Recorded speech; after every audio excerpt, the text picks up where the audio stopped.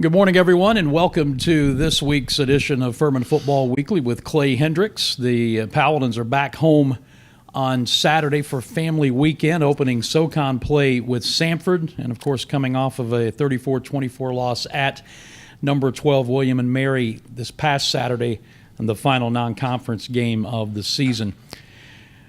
We'll give you all the broadcast info at the end of the press conference, but as usual, we will let Clay Hendricks open with a statement and then let Scott Keeler ask question number one.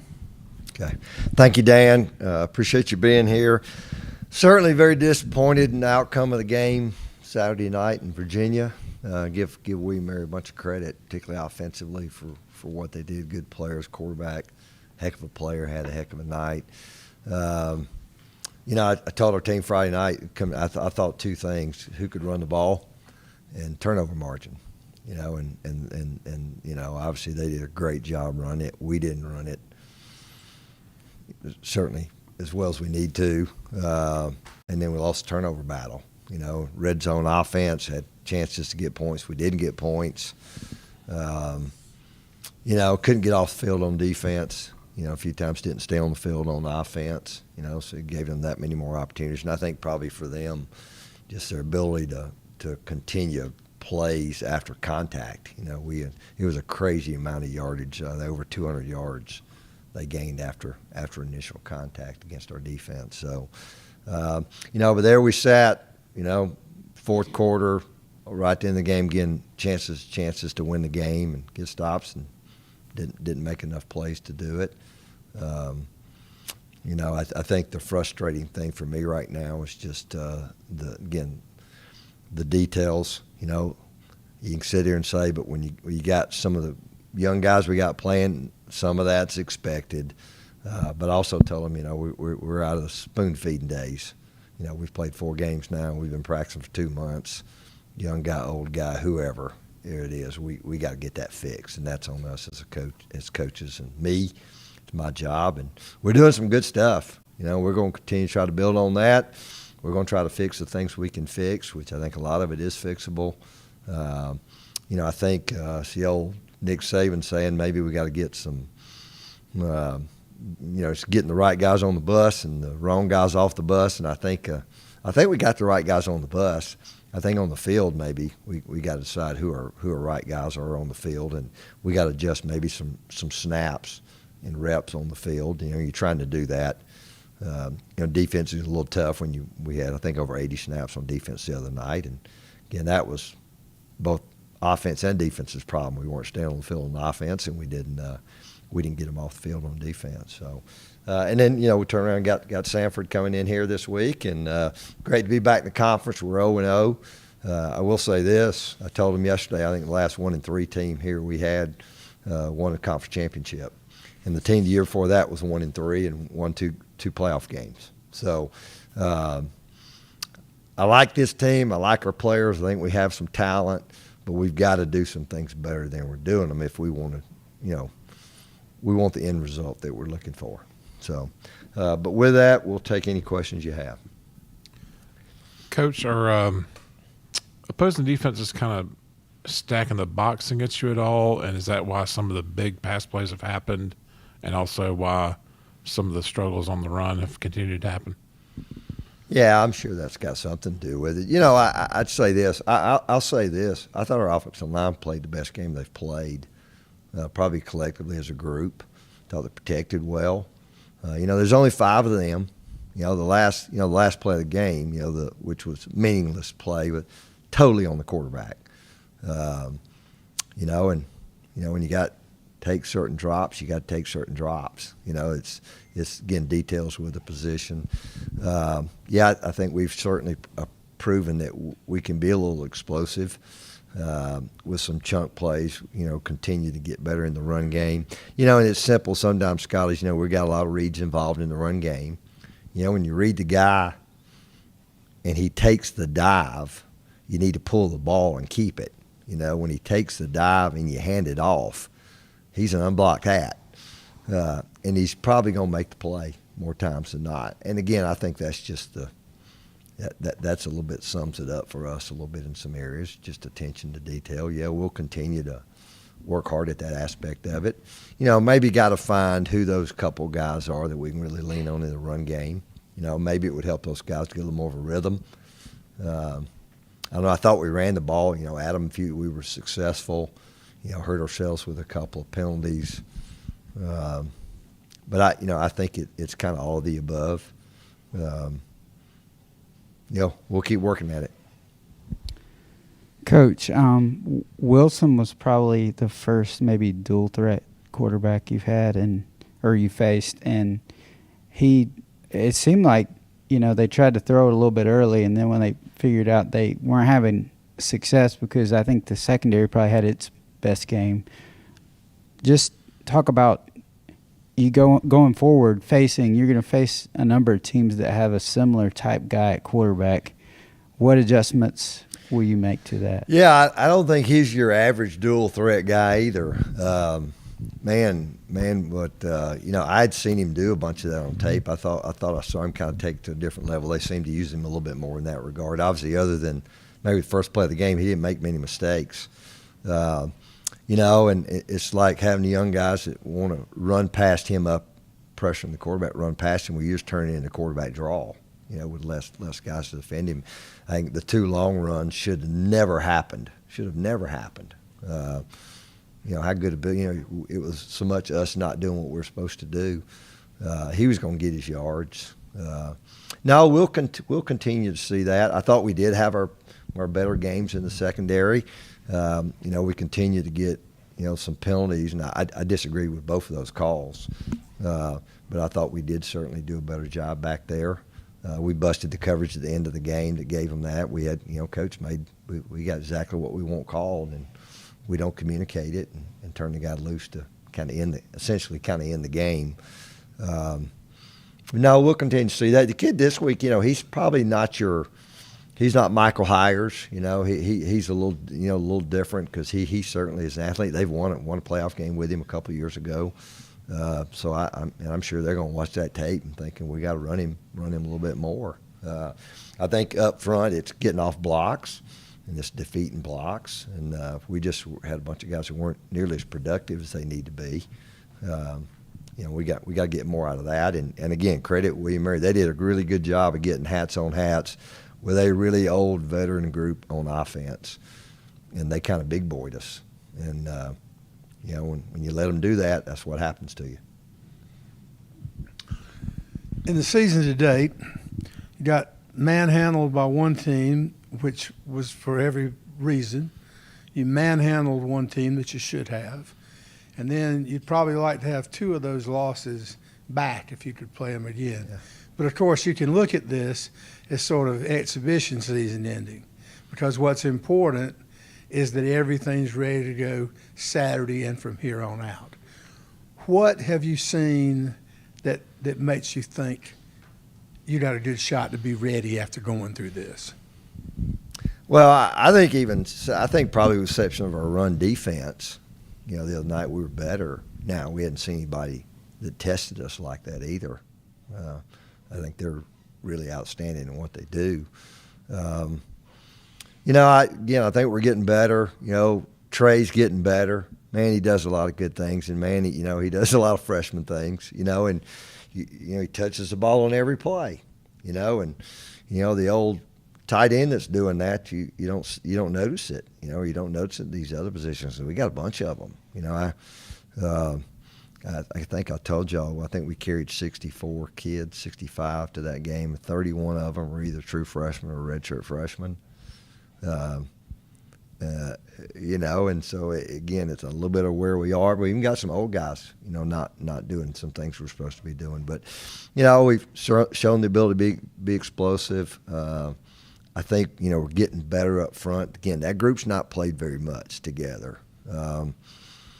And I think we've played really solid defense and, again, trying to get the right guys in there. I think there's been enough good to make you feel good about, kind of heading into it. I look around and I look at some people in our league. There's some people that are down on people in our league. Well, I think if you played their schedule, probably a lot of people would have a similar record, And I'm like you, Monty, real difference in those 2 games is turnovers. You know, I mean those two games we have 7. Had 7 in those 2 games. You know, and a little bit of that and taking advantage of your opportunities. But there's a lot of good stuff to see. And we got some talent. We got kids that care. They care. They practiced good yesterday. But they just got to figure out, you know, that you got to do little things right, and we got to continue to improve and got to quit hurting ourselves. Coach, you referenced a moment ago about a couple of calls you didn't like, and it happens in every game. We've seen it this year. I was just kind of curious about what are those conversations like sometimes when on the sideline? I wasn't happy at all the other night. I just, I don't believe in 7-man crews. There's a reason why we ought to have 8-man crews, and it was obviously one of their officials. And as like I said, it works both ways, and calls are going to get missed. I really dislike calls that are made that don't happen. That's where I really have a problem. You know, we've had 2 hold-ins this year. Both were on touchdown plays. Both were inside the 5-yard line. Neither one showed up on a tape. You know, and we get a illegal block below the waist. In the first drive of the game, we overcame it because Brock made the catch. It didn't happen. You know, and I don't know. I got to be careful too about getting too caught up in that. You know that, and but I always tell our guys, let me handle that.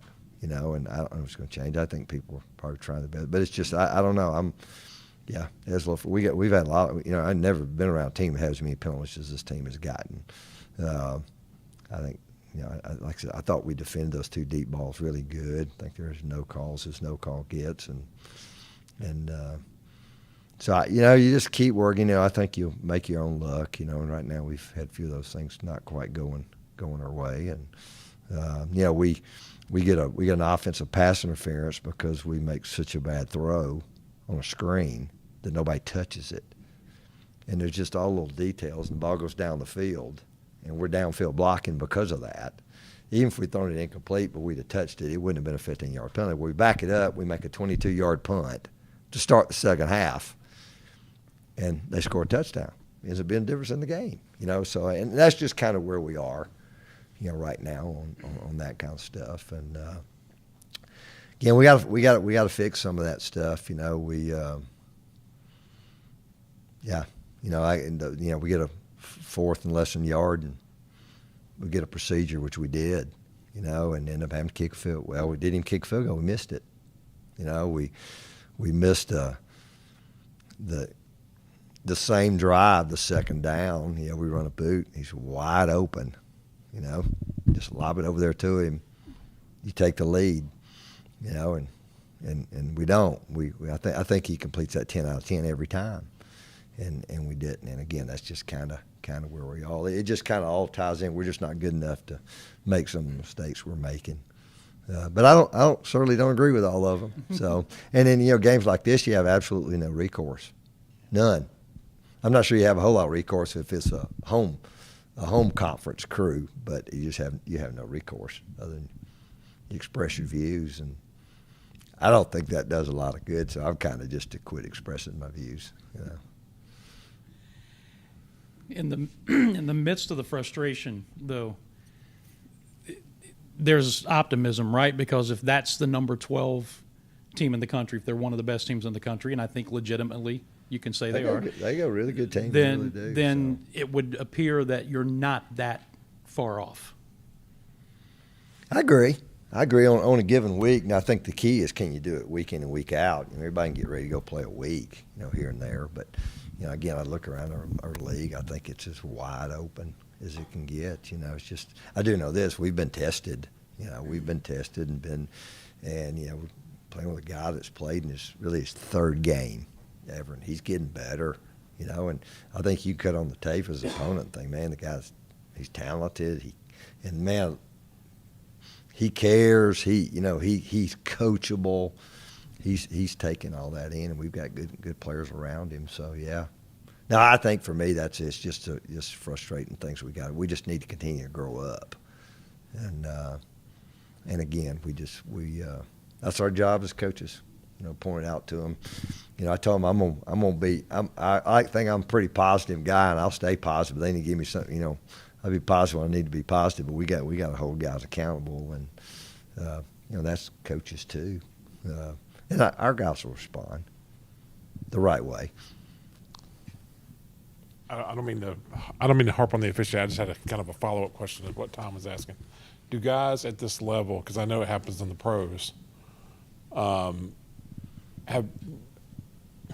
is there a reputation? Do other coaches point out, hey, got to watch that guy? He's Nah, I don't really know. I mean, I got a message from another conference coach this morning asking me about what I thought about something, but I don't know. It's just like I said, it's I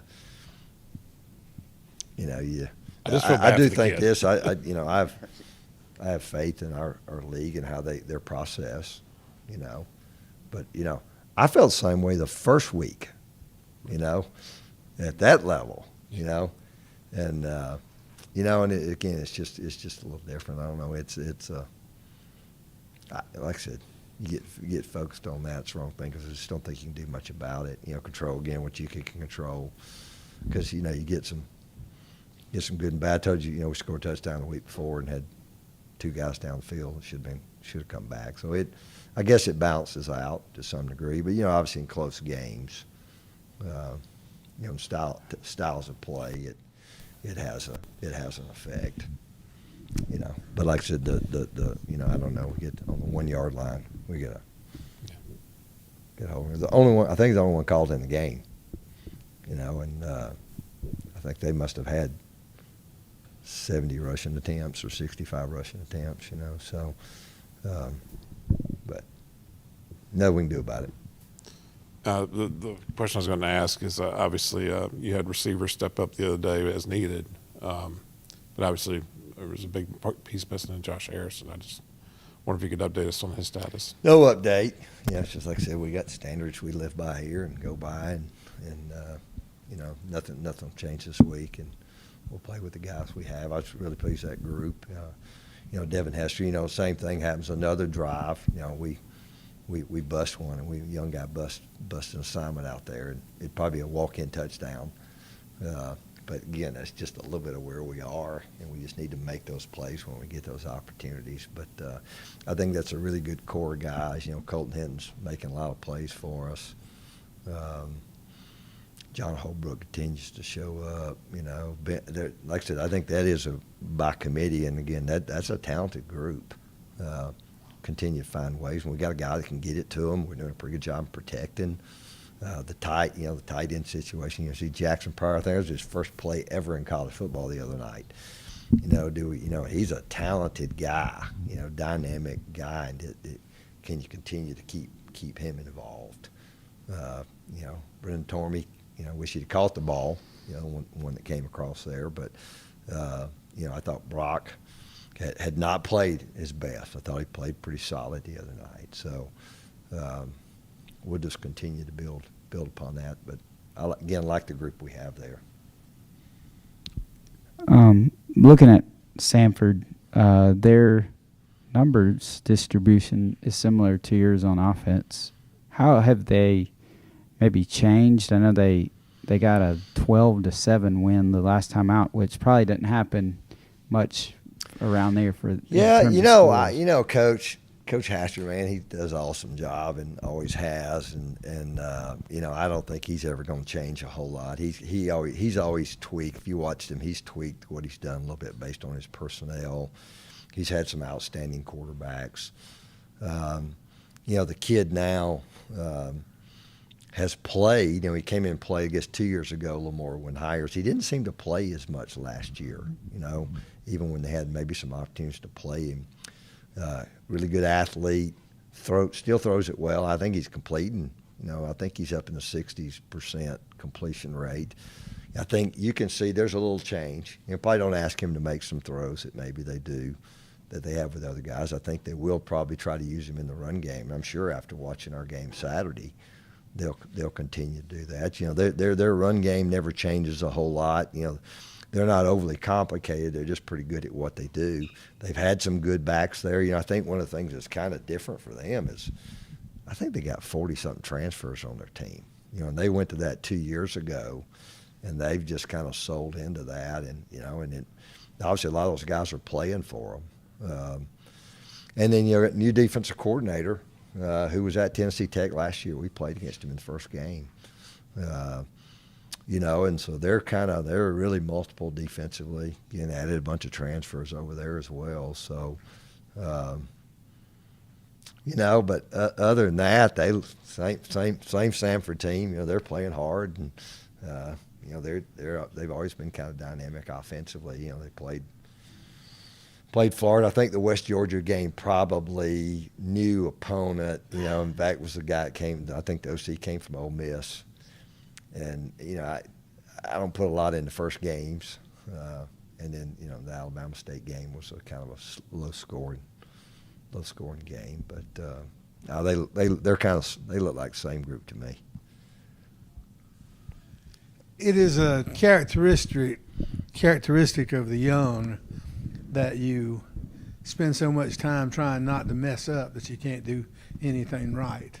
I think that most football teams have to go through a transition from playing not to lose, from playing to win, and building that level of assurance is probably right where you are right now. Yeah, I think the thing that just stands out to me is just the mistakes, and yeah, I mean it's part of the game, but just the number of mistakes we make that just kill us, And some of them are pretty simple things, and again, some of them I attribute to being, young guys, but it's just amazing, how a quarterback's footwork can affect the whole play, and it's not going to be perfect, or one offensive lineman or a receiver, cutting a route short. Or not to mention busting assignment,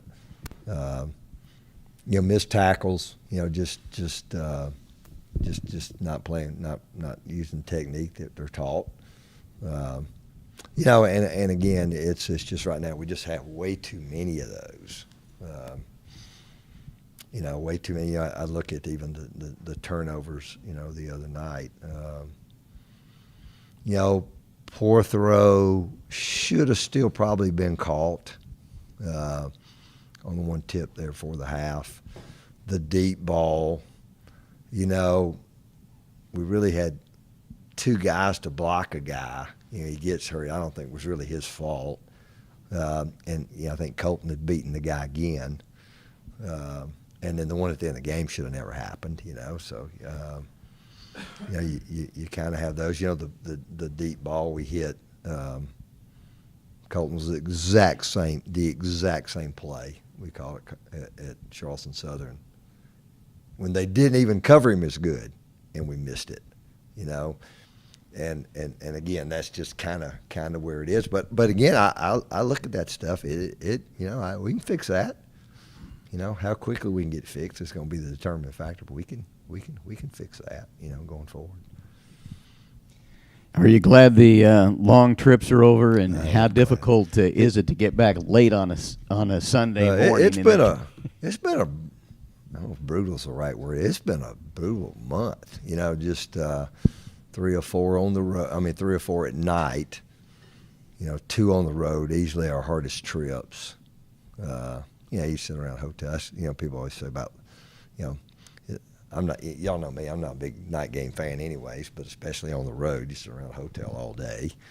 And some of the accommodations at the stadiums aren't quite what you'd like either. But you make it work. And our kids have handled it. I think they've been focused. On the road, it just kind of is what it is. But we don't. I don't think we have a. I think I've checked. I don't think we have another one.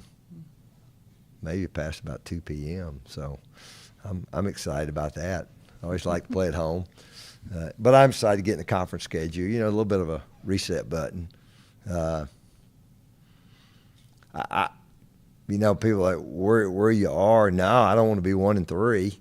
I think we're about 2 plays from being 3-1. And which gives me hope. And I certainly expect us to play our best game this week. Coming up, we'll need to have a good week of prep. But no, it's been, it's this whole it's been challenging. Clay, you were talking about the depth in your receiving core, and I was just looking at the distribution. If you count the running backs, there have been 15 different guys catch balls, 2 of those offensive linemen, so you throw them out. So 13 different guys catch balls. Your coaching career has not been characterized by being at places that throw the ball a lot. So am I right in saying that this kind of distribution is unusual in a certain extent in your experience? Yeah, I mean, I think like you're right. I mean, we've probably in most of my history we've always been I think you could sum us up as we've been a pretty good Russian football team. I wish we were a lot better Russian football team right now. But I also think, there've been years I think we've led the league. People might not remember, we led the league in passing a few times. I think a little bit of skill set where we are. I think it's a little bit of what people are giving you. I think, certainly our quarterback has the ability to stretch. I mean, he's proven that. I mean, you can watch the tape. I'm sure our deep people we play have to certainly take note of that, and we do have a bunch of those kinds of guys. And I think we'll continue to try to be balanced, and balance is not 50-50. And, you can go beat your head against the wall and try to, do what you want to do in the run game, or you can take what people give you. And I think that's what some people have been giving us. And, again, I think that's going to help us down the road, as we go. But no, that's a good group. I don't think we're in a situation where we feel like we have to.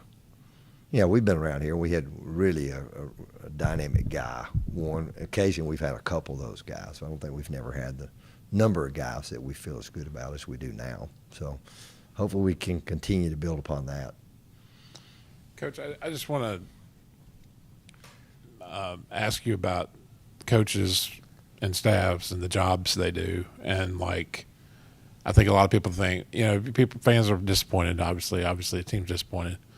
But I think a lot of people might think out there that, it's a night game. You just get back on the plane, go home and go to bed, whatever. People don't realize how your staff is immediately on their computers, on the bus, on the plane, looking at game film, because you have that technology to do that now, right? Can you just kind of explain how it's not over when the game's over, especially after a tough loss? I mean, you're right back to work. No, it's not. And, I mean, obviously you want to, you try to. There have been many a night you go home, and even if it was here, I rarely watch it at home after the game. There have been a few times I've sat in there and watched it. No, it's just kind of part of it. I know we got off the bus at 8:30 a.m. after Ole Miss, and we just came right into the office and just stayed over and worked till mid-afternoon that day. Yeah, I mean it's a 7-day-a-week job, from August to December. I think we try to balance it as best we can. And, like I said, I've always labeled I don't consider myself a grinder. There's lots of ways to do things. I think our guys have a good balance of that, but they got good work ethic, and it's important to them. And, I think anytime you're not successful, probably that shows up even more. But no, and just the whole organization we have, and Price Partridge put that whole trip together, and really that aspect of went about as smooth as you could possibly hope for. But no, that's the world we're in, and I tell people, the ball we play with is not round either. So you just kind of take the good with the bad, and the good parts of the job with the bad parts of the job, or there's certain parts that are a little more challenging than others. But we get a chance to go play again this week. I suppose most every coach would talk about taking what the other team gives you, but of course, all that gets reshaped week to week. Do you think it's fair to say, and I would think so from your background, that all else being equal, it's easier to win football games if you throw because you want to, not because you have to? Establishing the run is important. Yeah. I mean, you look around, and you, like I said, that the rush differential. I don't think I've been part of that very many times where it's that big of a difference. Largely because we've been so good on run defense. And it's funny, you'd look at that and you'd think, well, this game wasn't maybe close. Well, y'all saw the game. It was, we had all kinds of opportunities to, we didn't have the ball very much. I think we had 9 plays in the first quarter, maybe 24 in the first half. Had 14 points, should have had a minimum of 17, probably should have had 21.